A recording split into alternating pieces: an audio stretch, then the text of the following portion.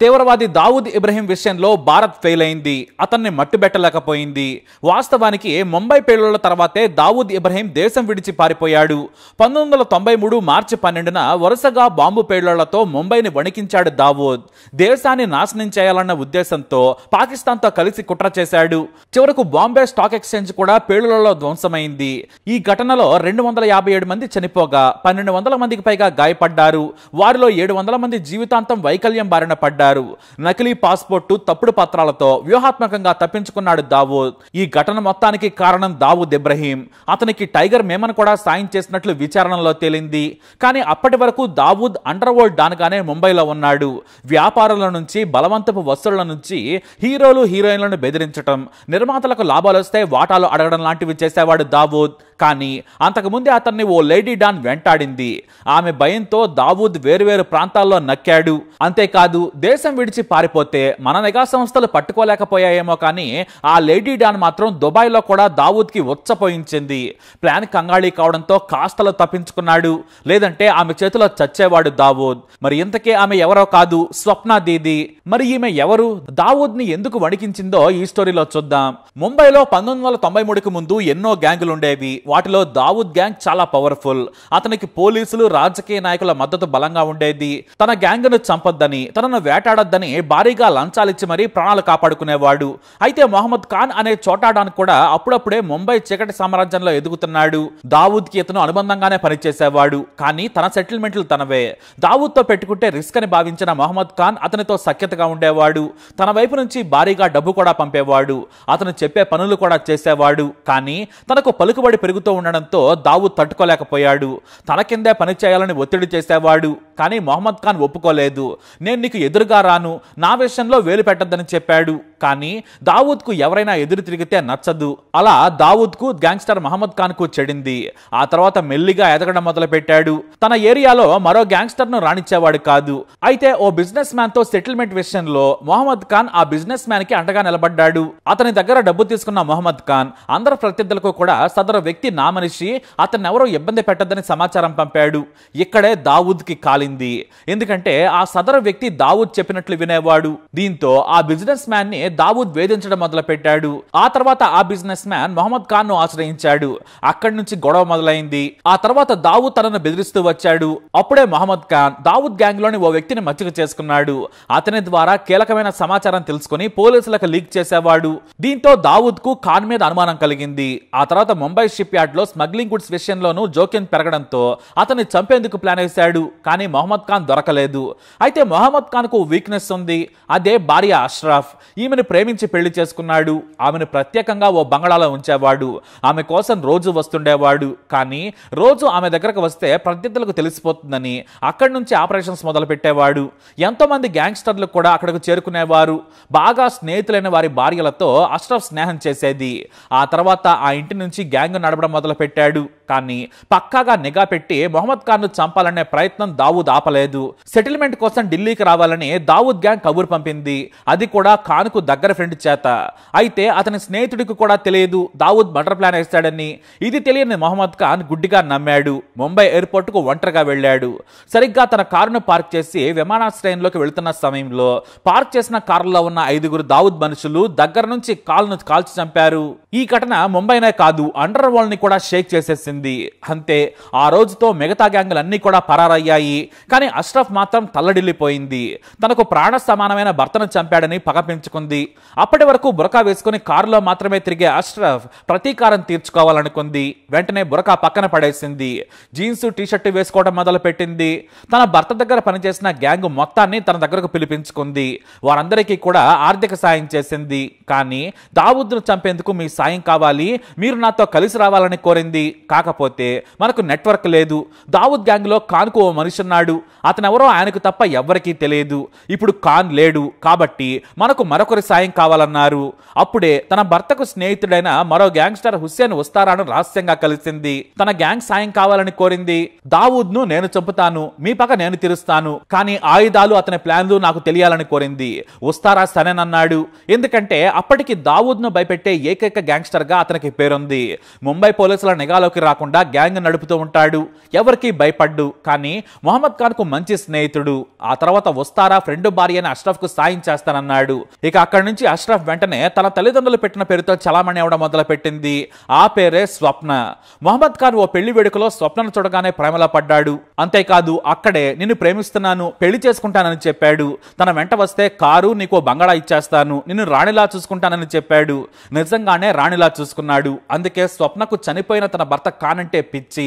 అందుకోసం స్వప్నగా గ్యాంగ్ నడవడం మొదలు పెట్టింది. బొరకా చీరకట్టులోనే ఇంట్లో వంటలు చేసుకునే స్వప్న టీ షర్ట్స్ జీన్స్ ధరించి వెనకాల గన్ను పెట్టుకుని తిరగడం మొదలు పెట్టింది. గన్ కాల్చడం నుంచి AK-47 హ్యాండిల్ చేయడం వరకు అన్ని నేర్చుకుంది. స్వప్న దీదిగా మెల్లిగా పాపులారిటీ సంపాదించుకుంది. ముందు తాను మొహమ్మద్ ఖాన్ భార్యను బతికే ఉన్నానని దావూద్ కు తెలిసేందుకు బహిరంగంగానే తిరిగేది. కనీసం 25 మందితో కలిసి బైకుల మీద తిరిగేది. కార్లలో కూడా తిరుగుతూ లేడీ డాన్ గా ఎదిగింది. కానీ ఆమెకు డబ్బు సంపాదించడం ముఖ్యం కాదు, దావూద్ ని చంపటమే ముఖ్యం. కానీ దావూద్ అంత సులభంగా దొరకడు. అందుకే అతను ఎక్కడైతే ఆపరేషన్స్ చేస్తాడో అక్కడే తన మనుషులను పంపి వేలు పెట్టడం మొదలు పెట్టింది. అడ్డొచ్చిన ప్రతి దావూద్ మనిషి చేతులు తీసేసేది. తుపాకీ పట్టకుండా బొటన వేలు, చూపుడు వేలు నరికేసేది. ఎక్కడికక్కడ దావూద్ మనుషులను వేటాడేది. ఎంత దావూద్ మనిషి అయినా కూడా బయటకు రావాల్సిందే, తన కుటుంబం దగ్గరకు వెళ్లాల్సిందే.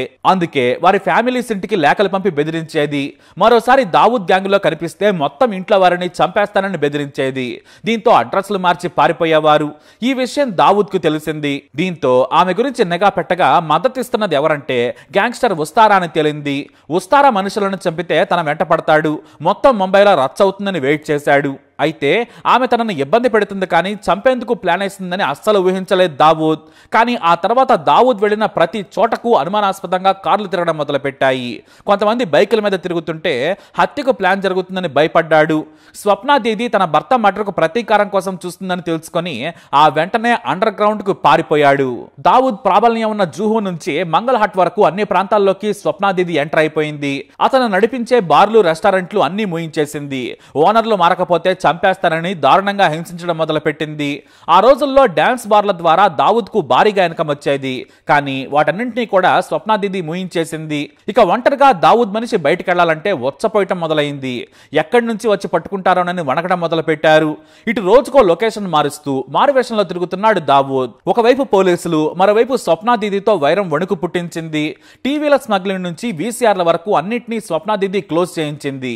ముంబైలో దావూద్ సరుకు దిగిందంటే చాలు కస్టమ్స్ కు సమాచారం ఇచ్చేది. అక్కడ లంచాలు ఇచ్చి బెదిరిస్తే పోలీసులకు చెప్పేది.